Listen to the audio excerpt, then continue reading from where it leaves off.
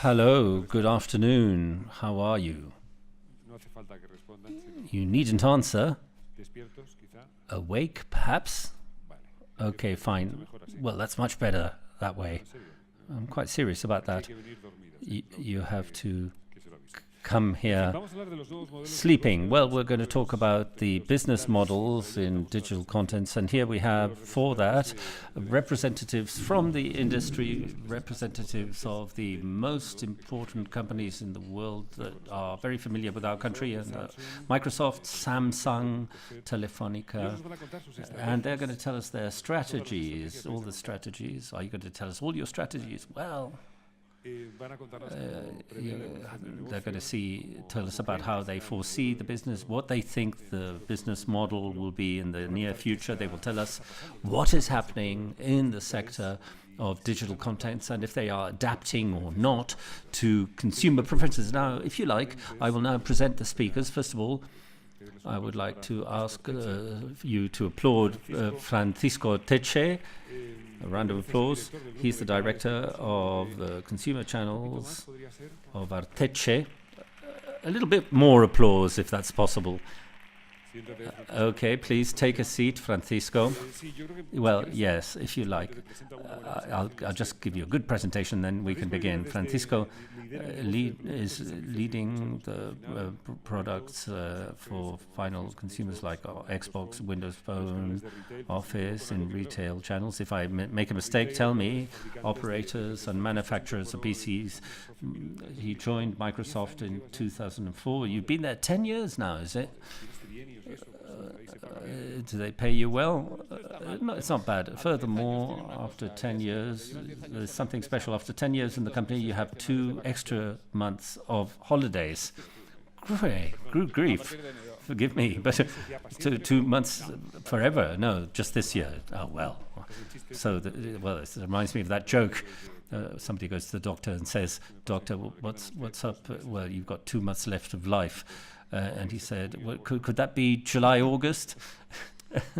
And so I'll continue introducing you. He became entertainment advisor for Central and Southern Europe before responsible for business of Xbox, KNet, hardware, video games. It's gone well for you, hasn't it? Yes, Francisco. It's gone quite well, yes. Well, let's go up onto the stage one by one. Then I'll give you an individual presentation, and then we'll get together and talk, and then you will be able to participate. And I hope that you will wake up by then. I want to introduce you now to Carlos de Arriba. A round of applause for Carlos now, please. And welcome. Please sit down next to Francisco. Carlos is Director of Connected Offerings of Samsung Mobile Europe. His team works closely with the headquarters in Korea. This close cooperation with Korea, well, can't be, can it? Well, we're trying to, even if it's only because of the timetables, well, we give it a go. Every morning I spend on the phone with Korea. Yes, they do that in order to develop the portfolio of new strategic business areas like health, connected at home, connected in the car, etc. He was head of B2B, of convergence, and he coordinated and I read a lot of news and I see convergence and I begin to think in Catalan language and so there are some words that sound the same. For example, idiot is the same word in Catalan as in Spanish. And so he worked with European subsidiaries, with pan-European partners in order to try to multiply by 4 the number of B2B clients in Europe. Did you manage to do that? Yes, we're working on it. We also have Carlos Fernández Casares. He's the global director.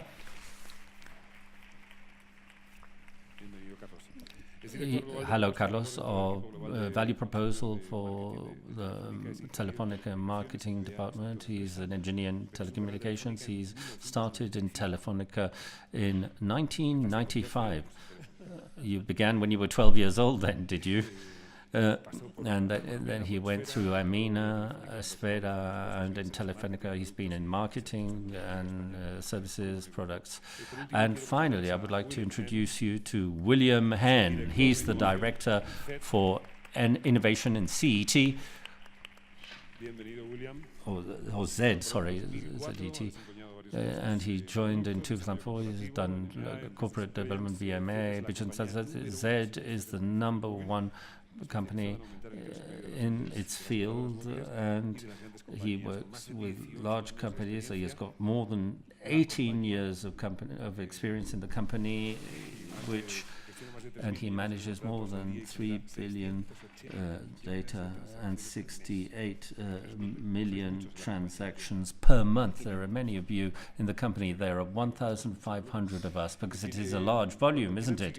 Yes. Well, let's have 4 individual presentations from each of you, and then afterwards we will get together and exchange our opinions. So let's begin now with Francisco's presentation. Well, a very good afternoon to you all, and thank you very much, FICOD, for inviting me to spend this time with you here. These 10 or 12 minutes I'm going to use to talk about Microsoft's strategy. Why? Well, on the one hand, because I think that when companies like Apple, Microsoft, Google, Samsung, and other companies change significantly their strategy, or they adjust that strategy, normally this provokes changes and reactions in the market, and also it generates business opportunities. Also because when, as happens in Microsoft, that after 14 years with the same CEO, who is Steve Ballmer, and everybody knows him, and Steve Ballmer decides to retire and go to the board and pass the buck to someone like Satya Nadella. The way this person works tells us a lot about the future direction of the company. Satya has only been there for a year, but a lot of people are already asking within and outside the company how I understand or how I interpret what she's said and the strategies that she's proposing. And finally, because one of the questions that I often hear is, well, with this new strategy, how do certain products fit? For example, they usually ask me about Xbox. How does Xbox fit in when they always talk about productivity? And this is what I'm going to try to answer and comment on and to share some ideas. The first thing I'd like to say is that we have to understand our view of the world. And when Satya or when Microsoft talks about its strategy, before they talk about its strategy, they say one thing: we are in a world in which priorities, or what is essential, is 2 things: the cloud and mobility. That is primordial. Not mobile telephony, but the capacity of doing things in different places, the capacity of transferring information. That's what I mean by mobile. And the cloud is the ideal complement for that. So data, instead of taking them with us, it allows us to pick them up directly from the cloud in any place. And this is with regards to the context. And the next thing I'd like to say is that our strategy, of course, is concentrated on being close to the user and the consumers. But there's a word that we use, and that is productivity. Productivity. That is not labor productivity of work, but essentially the way we explain it is to allow people who use our products to do what they want, where they want, in the way that they want, and in the way that they prefer to do it. And I think that is the core or the essential part of what we call our strategy.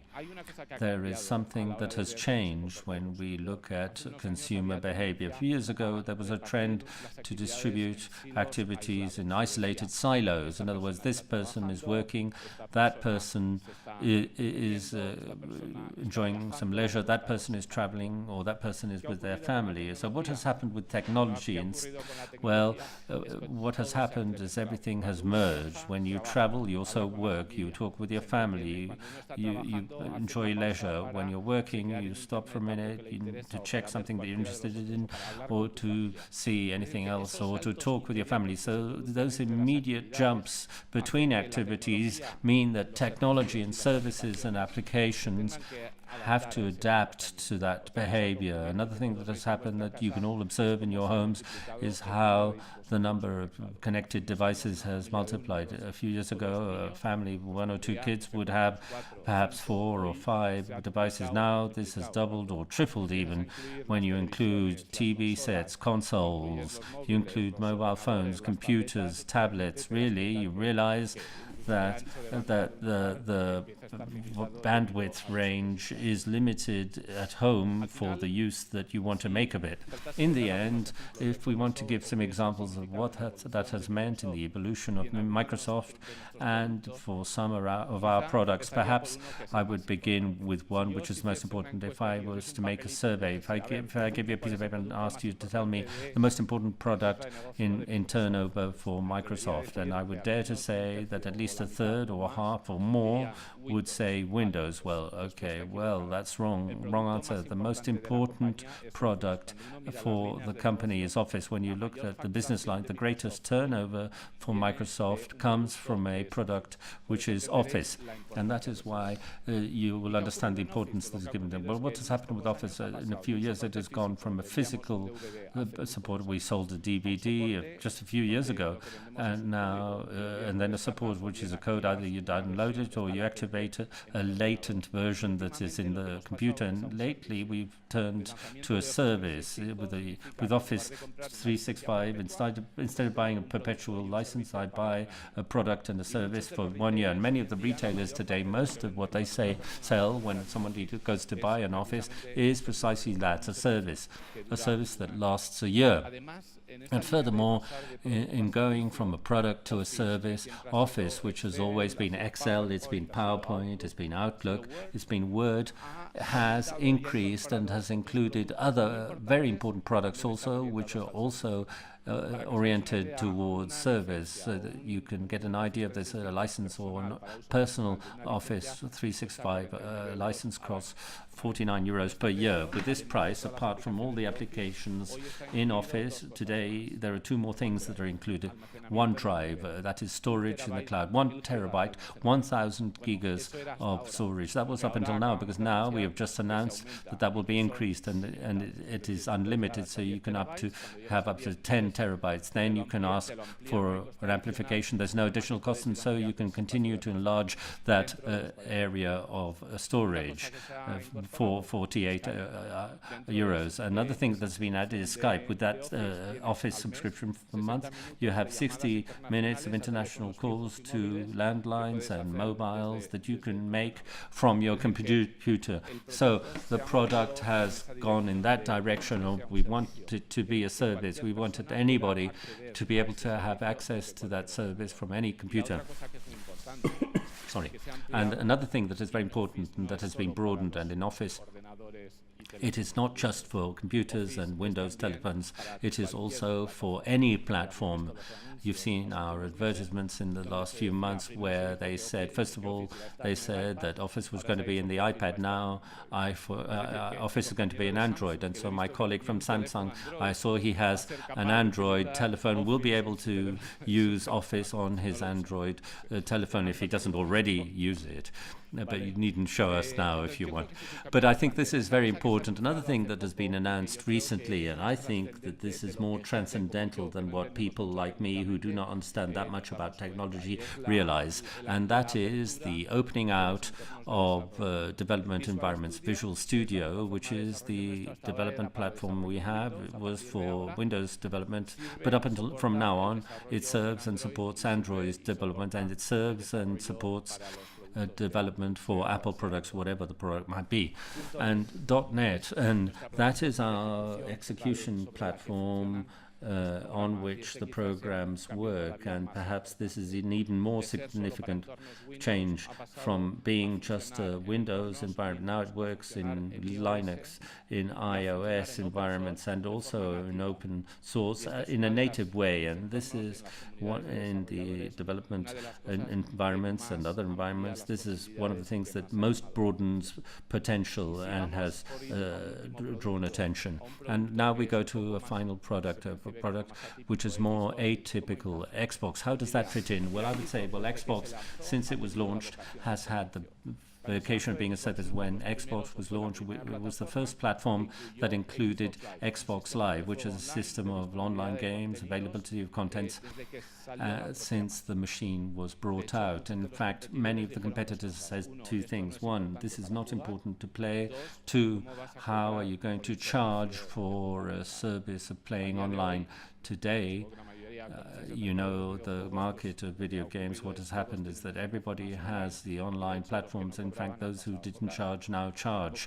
And so what I feel proud of is that Xbox Live is still, when you read users' opinions, it is still the best platform to play with because of its reliability, stability, and because of its content. So I would say that Xbox, certain way, even has more tradition than many of the other Microsoft products. And there are other things that we were asked for from the point of view of how to generate an open community for development. And that was what we called a bizarre marketplace. The capacity of small developers who do not spend millions of dollars to make a game like FIFA or Call of Duty, etc., and to be able to do some of these games that are really very creative, very addictive, very interesting, but with very small budgets.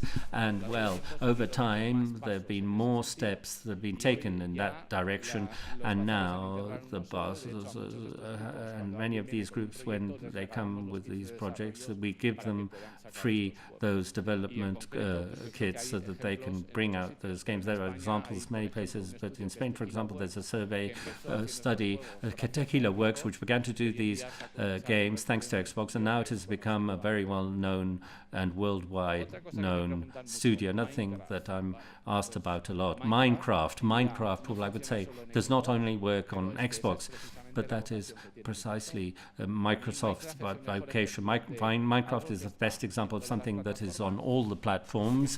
It is based on the cloud, and it generates a very active community. What is Microsoft going to provide? All the technology platform to make this product even better, to take it to an even higher level. And so Xbox, I think, is something that perfectly fits in and with Microsoft and is part of its future. We are here at a meeting where we are developers, we are companies, and looking at it from the point of view of Spain. So I would say, what 3 or 4 things, what specific things can I say, or can one say, about how we can help, or what things can some of these Spanish companies benefit with? And I will remind you of some things that you probably already know, because Office in Spain has 5 innovation centers and 3 centers of excellence, and annually they launch between 120 and 150 projects of research, development projects, and new company projects supported by Microsoft. They receive up to 40,000 euros, and they receive some aid and support, which mean that these projects work. And among them, there are projects like the use of Kinect in medicine and in trade. There are a whole load of examples that are coming forward. And this is one of the things that I would invite anyone who's interested in coming up and finding out more about. There's another program which is called Microsoft Startup, and those are companies which we provide with all the software that they need and the technological platform in order to work and to go forward free with a certain limit of time. And there are 1,500 startups now that are being sponsored now by Microsoft. Now, Visual Studio, as I said, what I didn't say before is that Visual Studio, through a program called Visual Studio Communities for all developers, for education, for most people, it is a program that will be delivered free And it is not a limited version that is going to be given for free. Visual Studio is going to be given complete for free. And finally, Windows 10. Windows 10, a lot of it is being talked about Windows 10, perhaps not enough, because there are a lot of things that we cannot yet say. But what we have said is that Windows 10 aim is to be open to all devices, and that to program for a mobile phone will be the same as to program for a tablet, or to program for a computer, or to program for the things that are coming up, like wearables, or like Internet of Things. And from the start, what we say, or for an Xbox also, and right from the start we say this is going to be open, and whoever programs will program for everything at the same time. And now just to round off, 10 minutes, perhaps I've gone a little bit over my time, but it's very difficult to say so many things in such a short time. But there are three important things that I would like to take home with you. First of all, this way of seeing things, you may agree with it or not, the environment with regards to the importance of the cloud and mobility, because with that you will understand much better what Microsoft does. Secondly, there's that strategy of productivity. Productivity, because productivity gives us flexibility, speed, it lowers cost barriers, because people will be able to do that activity that they want anywhere and at any moment. And obviously, this is what we aspire to, is fine, but it wouldn't be possible if we didn't have and if we didn't receive the help of companies, of our partners and of developers, some of them whom are here with us. And that is why I wanted to thank you very much indeed for being here.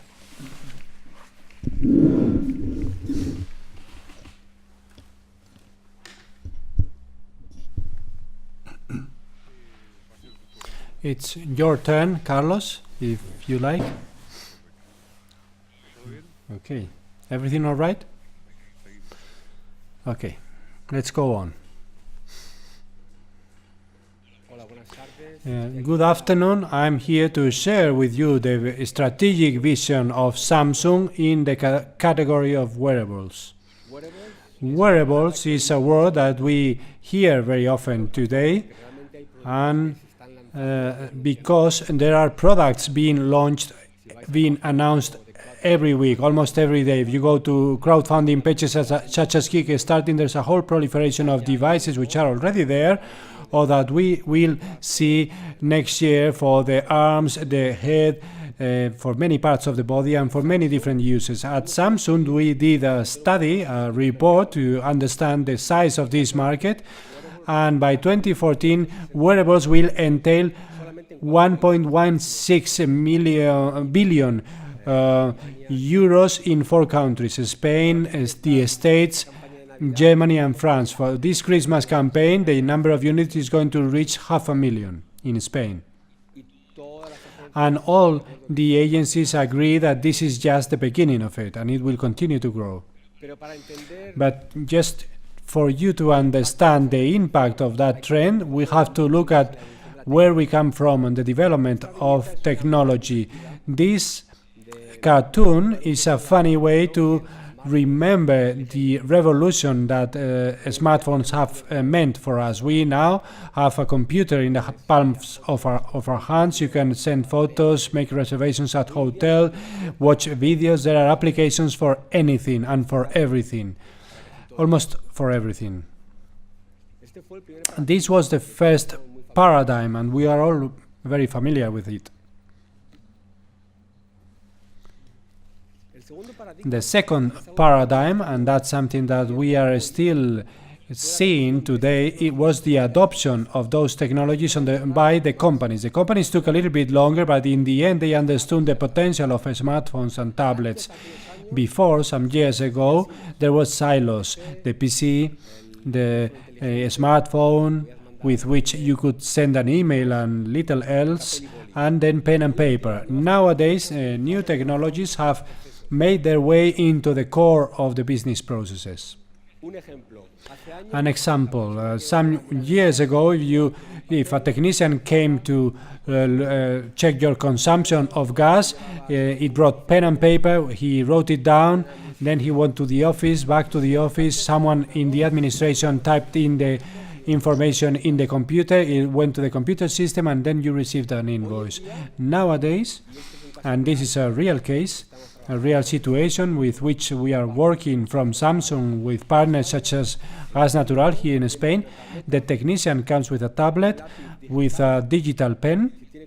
If he has to perform any adjustments, everything is recorded in real time.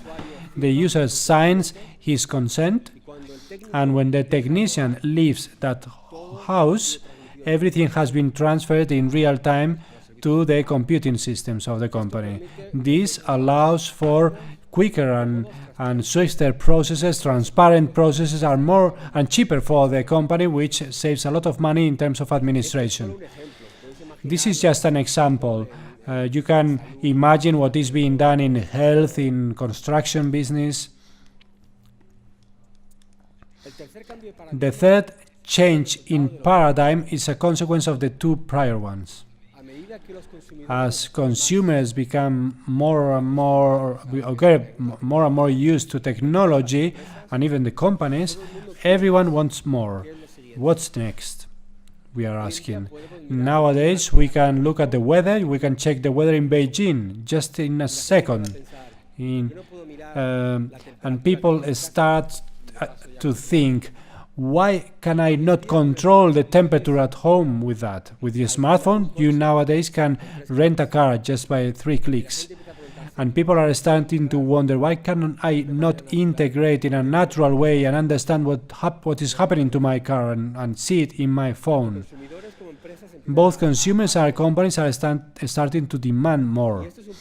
And this is more or less the seed that will allow to develop wearables, because within this new paradigm, the smartphone is not enough.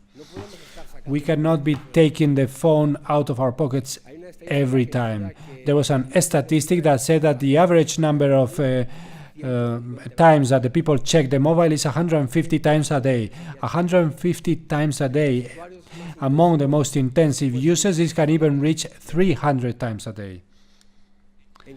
And as a conclusion, I think that as we connect ourselves more and more around us, connected home, connected cars, we require a new connectivity paradigm. Of course, the smartphone will continue to be something central to all this, but the wearables will gain importance for a more natural integration. And why this year? This year, the trigger has been health.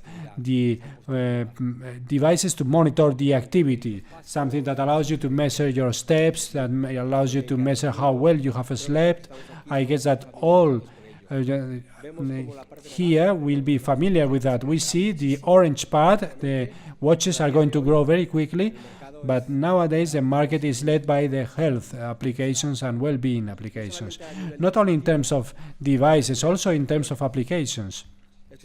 And this is interesting not only because of the applications that you can come up with to manage your weight, to manage the exercise, your fitness activity, but also specific activities to manage pregnancy, to manage your sleep, meditation, and the last column, others, which will continue to grow. We expect this market of M-Health to grow and multiply exponentially in the next following years. Health was the trigger of wearables, but that's not going to be the end of it. We at Samsung think that the health is going to develop and that consumers are going to demand more and more of these applications. That's why in San Francisco a couple of weeks ago at an event such as this, we announced Samsung Data Health Platform, which is our proposal for consumers to be able to have all the relevant information related to their health in a single place. Why is this important? Because nowadays the wearables send a lot of information, steps, heartbeat, stress.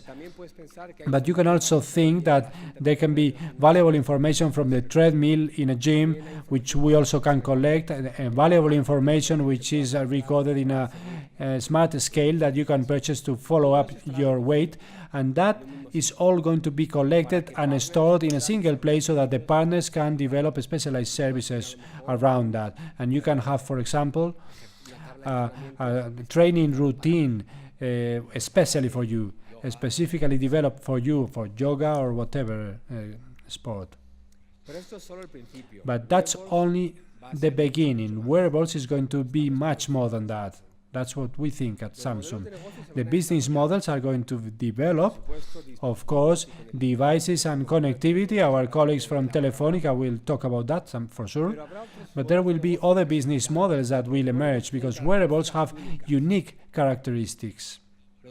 Wearables are subtle, invisible, compared to the mobile that you have to get out of your pocket every now and then, and to swipe your finger and open up the applications and so on. And this makes them ideal for payments or public transport, those recurrent activities, and you can pay in the tube with your intelligent watch or whatever. Wearables are always with you. They are always with you, and that makes them ideal for real-time information systems and location systems, for children or for elderly people. It's connected to your body, which makes them ideal to offer freemium services. We can imagine services that are provided for free in a mobile device, but if you offer extra services through a wearable, you have to pay a subscription, and we know that that is being investigated further. Security services. There are companies which are analyzing how to use our heart beat to recognize people in order to have access to a building or to make payments. Wearables. In wearables, the design is going to be essential because that's something that we wear on us. So accessories, content to differentiate the devices will be developed very quickly. And nowadays, the faces of watches for smart watches, if you go to the digital market, that's very biometric recognition is very important. And then contextual information and advertising methods. That's, of course, something that will develop very quickly. The types of wearables are going to develop also in parallel, in different forms, in different ways. At Samsung, we don't think that there's going to be a single wearable that covers all the needs, because a wearable is very specific in nature. The needs of a person that works in a business are not the same as those of an elderly person or someone who needs that wearable to focus on sports or on fitness activities. At Samsung, we are building our portfolio thinking around this vision. Here in the lower hand corner, we started talking about health and fitness, and Gear Fit monitors your activity, and it offers more than that. You can look at the information in real time because it has a screen. Gear VR on the right hand corner, upper right hand corner, it's our last ad in partnership with Oculus. I think that there's a session that talks specifically about that for virtual reality content. And Gear S, which is our last device with the most innovative technology, the most modern design, contemporary design, with a curved screen which allows you to have a 2-inch screen with all the possibilities in terms of information and size, but given the fact that it has a curved shape, it doesn't seem so bulky.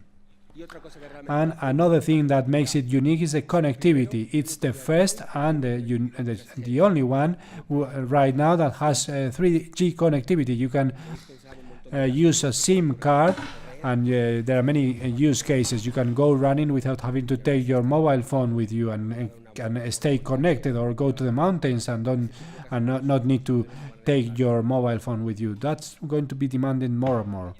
And We are betting on a versatile platform, which is Tyson, which has been specifically designed for these use cases. Tyson allows you to adapt the user interface very easily from one screen to another.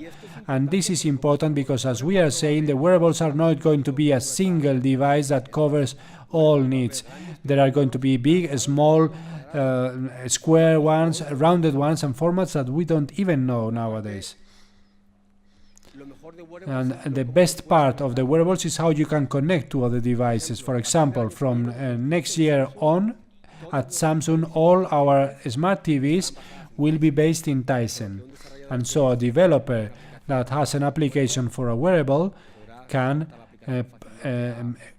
export the application to the TV with all use cases that you can come up with of being able to connect the wearable with the TV at home. Tyson is an optimized platform to integrate the hardware with software, which is becoming more and more important, mainly for wearables, because it allows you to optimize battery and to gain hours of battery, something which is going to be more important with time. Those are some of the examples of use cases and of applications of our partners. With BMW, you can now check the status of the car. With the first line with i3 electric cars, you can check the autonomy. With Nike, we were talking about sports, you can go running and have a customized service for recommendations. You can compete with your friends. You can have that extra motivation to keep active. Tripcase is another interesting application for those of you who travel a lot. You have the possibility to have in a natural way, in a single gesture, all the information related to your next trip, your next flight, your next hotel. Glimpse, that's another interesting case. You can share your location with your dear ones or with your colleagues temporarily, because you have an appointment, for example, and you cannot find the person, and where are you at the square, and in a natural way you can share your location. Deezer is our strategic partner for music in Europe, and this application is very interesting because it's just what we were showing before. The application will allow you to offer recommendations adapted depending on the heart rate, the speed, and the time of the day, because it's not the same the music that you will want to listen to when you are doing a running routine at the park compared to the music you would like to listen to when you are Sunday afternoon at home relaxed. The market wall is something that we are working on in order to have financial information in your pocket. Every time you look at your watch, you can check the information. That's very interesting for people who invest in the stock exchange without having to look at the smartphone and without any disruption. The business processes are also going to evolve in the companies. The companies will adopt, and we are working together with some of them in order to have a greater degree of productivity, to create loyal customers. We can come up with training activities with virtual reality, emergency services like the policemen, the fire brigade. They need connectivity, but they have to have their hands free to operate. And so, to sum up, at Samsung, we think that the wearables are not fashion. They are the third big step of consumer electronics, and it's going to grow. Wearables is not only one wearable, one popular one, which covers all needs. Wearables, there will be several ones, several formats for different needs. And wearables will allow a variety of use cases and business models, and they will all have in common a customized service. But this is just the beginning. Imagine some years ago when we were starting, we thought that the smartphones had changed our lives. Now imagine how you would like to interact with your home appliances, how would you would like to interact with your body and have all the information just in one click, to travel without having to take the wallet out of your pocket. All that, thanks to the wearables, is already a reality. Thank you very much.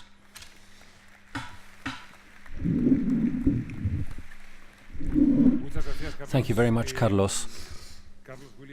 Carlos William, I have to ask you to be concise because the program is tight, so try to be a little bit more concise.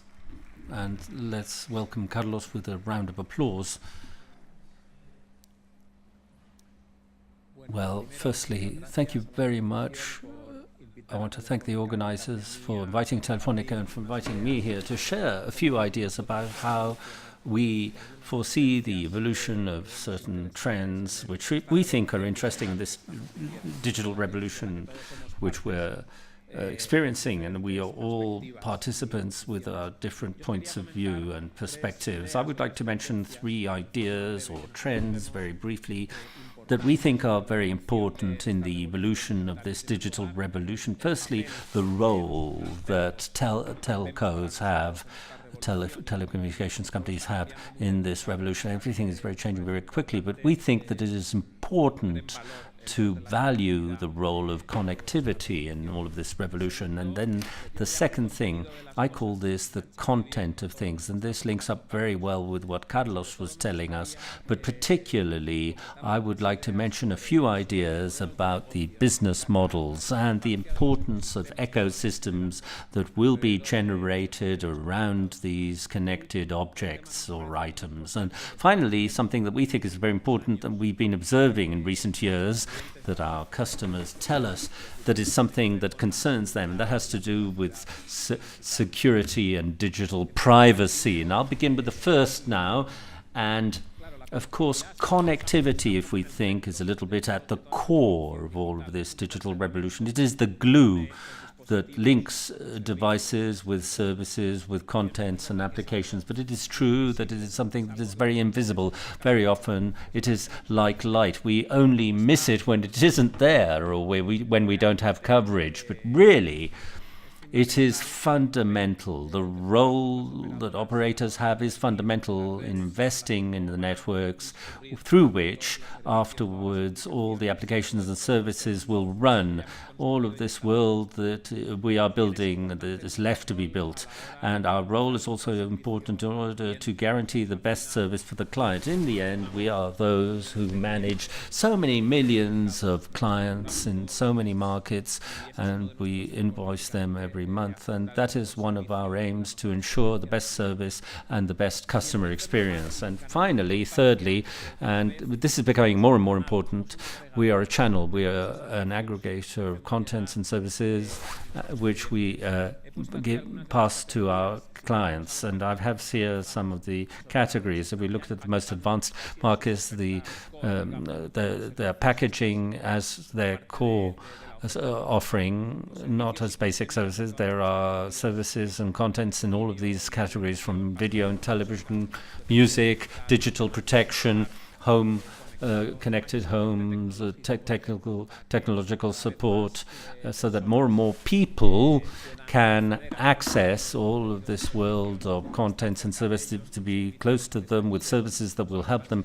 Something as simple as connecting a device at home, or managing services in the computer. All of these services we operators, we're packaging them in our offering with a very open vision, which in Telefónica we have called open future, because another role that the operators have is to be catalyzers for innovation and entrepreneurship. And here in the audience, I know that there are quite a few entrepreneurs, and so I would like to dedicate a couple of minutes just to recall all the initiatives and all the tools that Telefónica has, not only in Spain but also in all the markets that we have available to us for entrepreneurs and innovators. And we have grouped together all of these initiatives under the umbrella of Open Future, and here we include, with our social entrepreneurship program, SINBIT, and with our Talentum schools or academies, with their schools, academies, and universities and startups. We also have our incubator network, Wyra, which is present in 12 countries, that has invented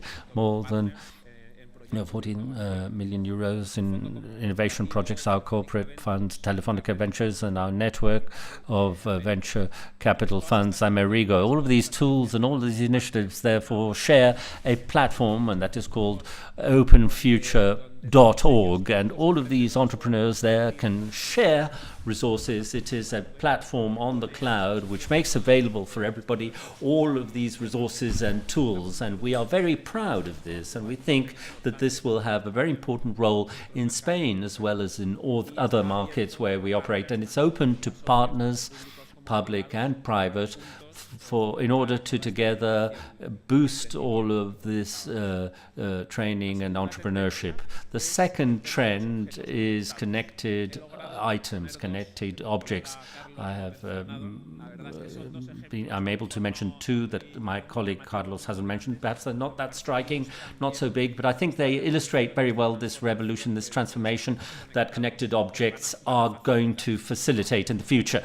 Because what I would like to focus on, apart from these two examples that I'm going to give you, but what is important from my point of view is how the fact of connection allows you to change the relationship model of brands with consumers, and it facilitates new ways of interacting and relations, which I think will be a source for many small businesses, applications and services which might be of interest. The first example that I like to give is something as straightforward as a toothbrush, and I'll clarify, it's not because Telefónica has anything to do with this product. It doesn't have a SIM. When some people ask me, well, are you going to charge us also for using a toothbrush?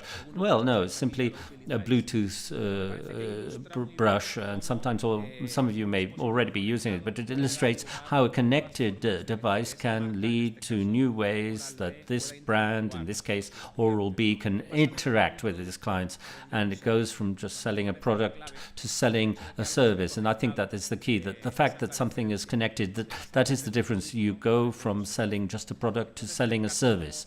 So in this case, and I have been using it for a few months now, well, really, it has made me think a lot about the potential that something as simple as this, such as, for example, my brush connects with an application on my smartphone. In World Congress last year, they already had prototypes of a connected mirror. It doesn't have to be my smartphone. I'll be able to see that information on my bathroom mirror. It doesn't even have to be a smartphone, but it tells me, it can tell me when I have to change the heads. It can even offer me the opportunity of buying new heads with just one click, and linked to some kind of dental insurance service or dental service. It could even recommend how I have to brush a certain area where I have a certain problem. It could recommend a checkup, and linked also to content services. I could perhaps control or check when my kids have brushed their teeth as I instructed them to, and link that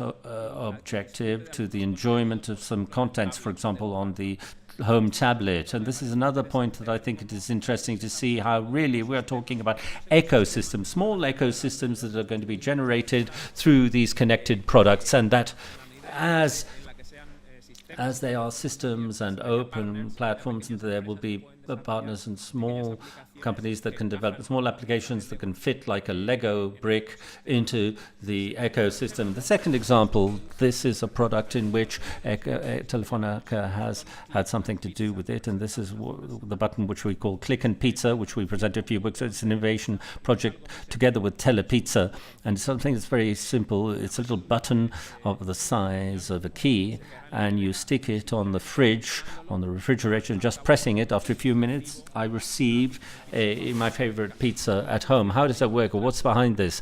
Well, simply I have configured what my favorite pizza is, and that button, the only thing that it's done is to send an SMS to the closest Telepizza service for them to send it to me. It has been developed with an enabler which we call Thinking Things Open, and this is a product that R&D Telefónica has in order to develop connected objects, and they are like building blocks. They are building blocks blocks for connectivity, for sending an SMS like this case, and there are other building blocks which have data and even voice, and there are other building blocks that have sensors. In this case, the simplest sensor, which is that of a button.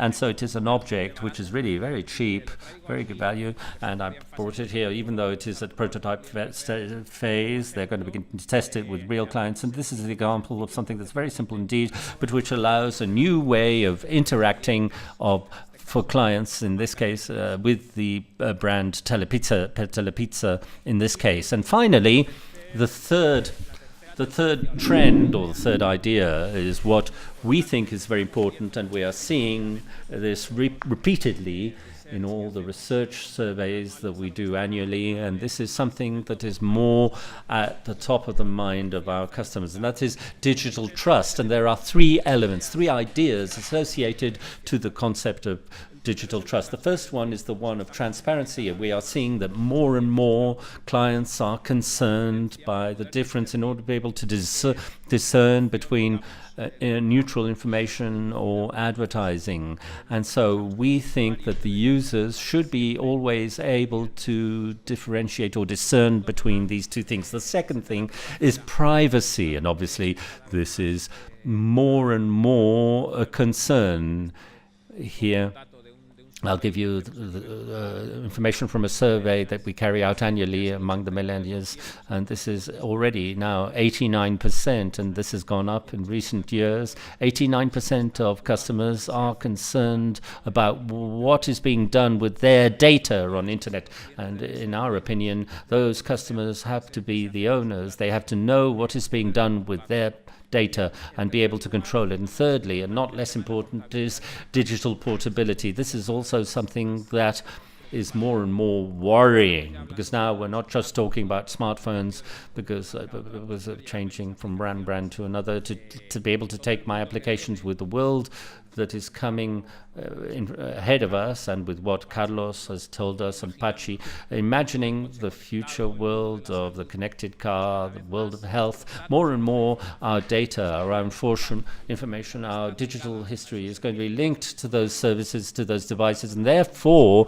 it is important that the customers should be the owners of those data and to be able to take them from one platform to another, because otherwise, in the end, this will be a barrier to using them, and in the long term it'll be bad for everybody. So we in Telefónica, we have a whole series of recommendations with this vision of digital trust, and in an open way, and in order to be able to get all the stakeholders in the value chain, to get this digital world to be a world in which the customers trust, and that there shouldn't be perverse effects that limit the potential of everything that is before us. And these are the three ideas that I wanted to comment, and then afterwards we can debate them a little bit. Thank you very much. Thank you very much, Carlos, William. It's your turn. There will be very little time, but if you want to send questions, you can do it to the hashtag that you see on the screen.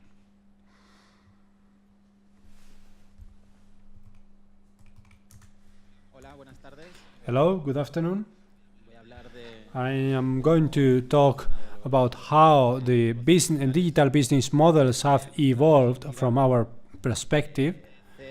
SED started its journey in the mobile world as a content producer, and we have transformed into technological platforms of digital services. The company was founded in 1996 by the family Pérez Tolcet. In 1999, we pioneered the launch of mobile content, and by 2005, we were worldwide leaders in the production of mobile content. At that time, the business model was quite simple. We developed and produced contents, ringtones, wallpapers, games, and so on. We sold 90% of the content that we sold was our own, was produced in-house. So after developing it, we did an ad on the TV, and if the user liked the content, they send an SMS and they downloaded the content, and then the operator charged them through their telephone invoice.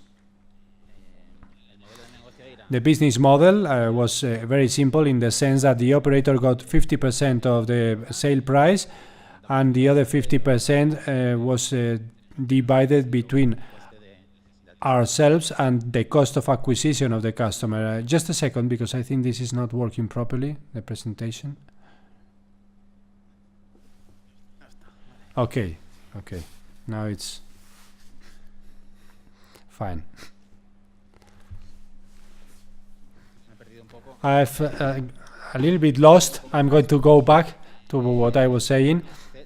As said, is worldwide leader in mobile monetization services. We are present in 70 countries in the 5 continents. There are more than 1,400 employees. We have agreements with 170 telco operators, and we have more than 500 million active users, active customers. This was the slide that should be on the screen, and I was telling you about the business model. I'm going to go on to the next one. And so when internet arrived, our whole strategy changed, our media strategy changed, and we started to advertise ourselves on the internet. Why? Because our target audience it is much cheaper to access it through the internet, and you can measure everything. Like A/B testing is a fraction of the cost that it has on the TV, and due to the agreements that we have with our partners, the risk is fully mitigated, because we have cost per acquisition agreements. When internet arrives to the smartphones, we have an avalanche of content which is made available to the user almost free of charge, and this is accompanied by an exponential growth in the use of mobile phones. And the combination of these two factors generates an enormous amount of data around how we use the mobile, and also about our tastes and likes and dislikes in terms of digital content. What internet has caused is the separation of content from its distribution, and what that has provoked is to devalue the value of the content from the point of view of the producer. We now can consume the same content through different channels, and in the end, it's normally the owner of the channel that monetizes that content rather than the generator, the producer of the content. And a very clear example of that is Google. As you can see in that graph, it invoices 4 times what the whole musical industry at international level together. With the scenario that I have just described, with a practically virtually unlimited offer in terms of digital content and lots of data on how we are consuming that content, we have developed a very clear vision, a very simple vision, which is to identify what the user wants and to provide the user with that content. In other words, it's just offering customized services according to a thorough analysis of the user and consumer behavior, in order to be able to offer a user experience which is the appropriate one for each of our consumers. For us, data have always been very important from the point of view of the strategic decision making and the operational perspective, and now they are at the core of the company. They are the heart of the company thanks to the technological development. Nowadays, we can process and analyze huge amounts of data coming from a variety of sources at an almost instantaneous speed. And that has contributed to our becoming what we have become from 1999, when we were a content provider and the end user was our customer, and today we are a digital service platform where our customers are the telco operators, advertisers, banks, and any company which has a big amount of users. So what is a monetization services platform? As said, our platform is a big data platform that has a segmentation module, a recommendation engine, a graph analysis, predictive analysis, automated learning, and with this we process and we analyze the data of our customers and of the customers of our customers in order to generate recommendations that are translated either in economic actions or in loyalty and branding operations, or directly into advertising impact. Since this is a little bit abstract if you are not familiar with our products, I'm going to explain a case study. This is a loyalty program of a mobile operator, where we have as an input the top-up mobile top-up data from social networks that our users provide us with when they subscribe with their IDD, Facebook IDD, and of course their consumption of digital content, because in many cases we also control the content platform of the operator.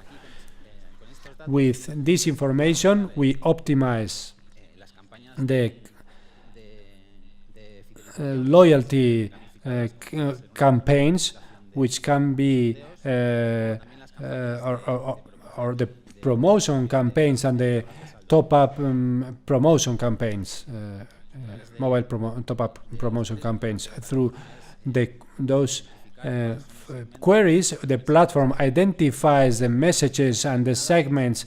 What time do we have to send a message to those to certain segments, and to try to optimize all actions. The final result is that we reduce the churn and we increase the ARPU, which is average revenue per user, which are two indicators that the operators use. And the business model is quite simple, in the sense that we charge a percentage of the added value that we have generated for the operator. Another case, which is very similar to this one, is a module that we offer to stores in a mobile financial services platform, and through that module the store has a set of tools to launch loyalty campaigns, of cross-selling campaigns, and also promotion optimization campaigns.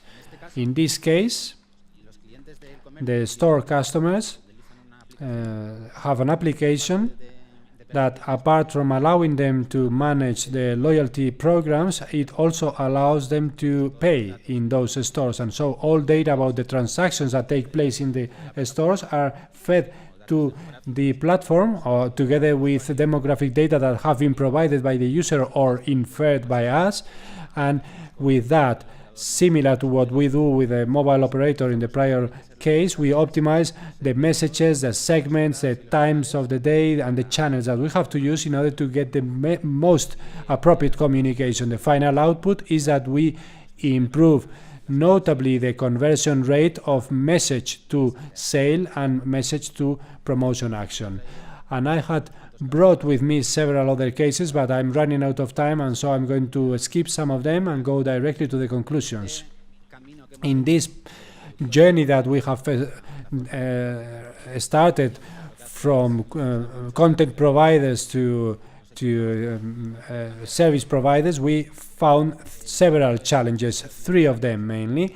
First of all is access to data themselves. We have a social network. We don't have a social network of 1.3 billion users, or a search engine that 2/3 of the internet universe use. But thanks to the relationship that we have established with telco operators and the 5 million customers that that visit our platform every month, we have the first step already. The second challenge is the efficacy of the algorithms, and this is very much related to the quality of the data, input data. And I'm just going to say, because there is no much time, that it's very difficult to find to achieve good recommendation algorithms, and we have whole teams devoted to that of data sciences. And last but not least, once we have the recommendation, that magic recommendation, we have to communicate that to the user, and bearing in mind our style of living nowadays, this entails a challenge, because you have to communicate in a way which is not considered intrusive and whose perception is positive. And linked to that, we also have topics such as, well,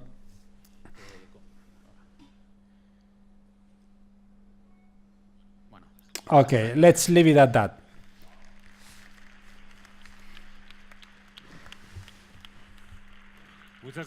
Thank you very much, William. Many ideas. The seminars are going to start. We don't have much time for a talk, but I cannot summarize. I cannot leave without summarizing this. Please don't leave. It's just 1 minute. I would like you to choose one word, Francisco, and the rest of you, a word which defines that new business model, that new development, that new environment. One word, Francisco. I would say cloud, if I have to choose one. Cloud, fine. Personal. No. We can even build a sentence with that. Cloud, personal. Carlos, connected. I would say connected, or connected. Okay. And William, one word. I would say data. Cloud, personal, connected, data. We hadn't. I guarantee that we hadn't rehearsed this. But I think that it defines everything we have exchanged here. Of course, you have different models. They can even be compatible. And in some cases, I think that you should start working together. We are already talking to each other and trying to exchange views. It seems that the future is drawing near. Don't you think that the big corporations will have to start sharing their most precious asset, which is the consumer, the user, the spectator, or however you want to call it? In the end, I think that's the target. That's the output. Okay, we are not going to discuss it anymore. So thank you very much to the four of you. It has been a pleasure to share this afternoon with you. Francisco, Carlos, William. We have to hurry up because the seminars are starting, and so I summarize very briefly. Online advertising in London, 2nd floor, and then video gaming at 6 o'clock in Rome, second floor, and then at 6, Bratislava room, animation seminar. Thank you very much.